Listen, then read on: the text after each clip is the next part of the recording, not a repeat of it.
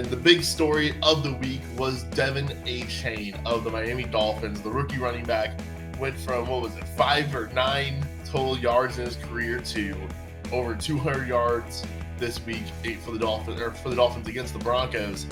He is available in 84% of ESPN leagues, 59% of Yahoo, and 53% of sleeper leagues. So he's out there. Not going to be in every league, but he's going to be out there in most leagues. So he's a guy to grab. If you watch football this weekend, you know why. The thing that really encourages me, though, with Devin Achane is the fact that his 2 touchdowns were 2 of the first 3 touchdowns of the game before it got 2 of his touchdowns, I should say. 2 of his touchdowns were 2 of the first 3 that were scored. And so he was involved early on in the gameplay. What's interesting is, in a funny way, Raheem Mostert, he had this monster game, but I actually almost view him as less now than what I did a week ago at this point, if that makes any sense at all, because Achane had a game plan in place to be used, and he executed on his game plan. So Achane went from being really kind of nothing to a part of this game. I don't think we're ever going to get to a point where Devin Achane's a workhorse right? I do think he's just too small for that, but he's a very explosive player. When he's given those opportunities, we have seen what can happen. And look, this upcoming matchup against Buffalo Bills, it's a tough one, but I think he can come through for you there and for the rest of the season. I think he will definitely be an option to be used.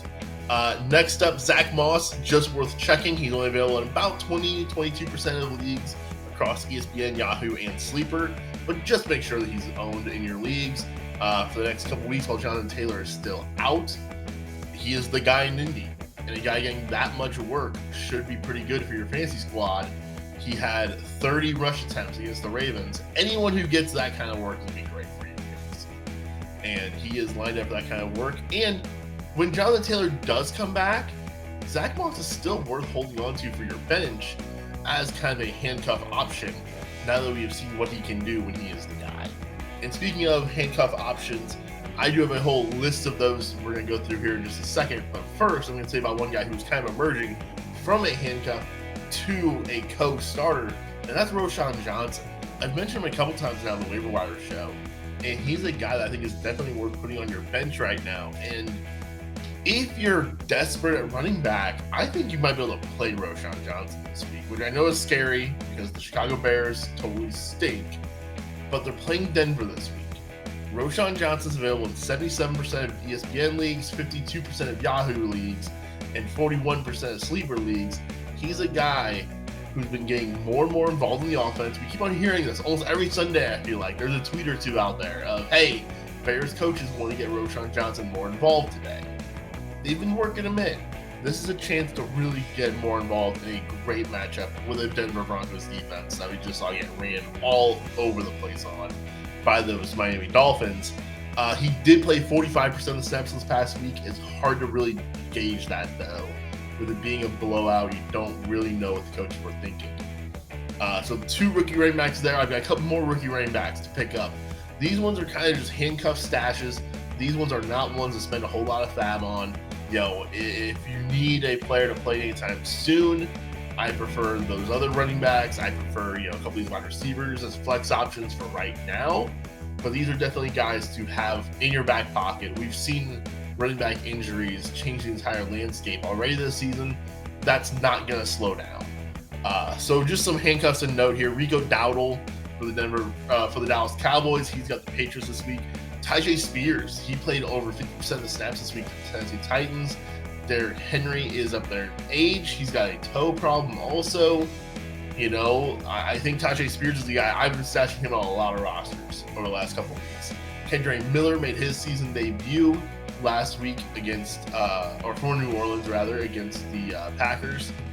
Melvin Gordon, because Gus Edwards suffered a concussion. Justice Hill missed last week's game. If the Ravens are down on guys, Melvin Gordon might be a guy you can, in a desperation situation, play. I think I'd prefer playing Roschon Johnson over Melvin Gordon this week. I'll leave that one up to Tanner to decide. He gets to choose between the ugliness there. But I think Melvin Gordon's a guy who, in an absolute worst case scenario, you could pick up and play this week. if there is no Gus Edwards or Justice Hill. The last one, keep an eye out, make sure that he's still rostered, and that's our boy Zach Charbonnet.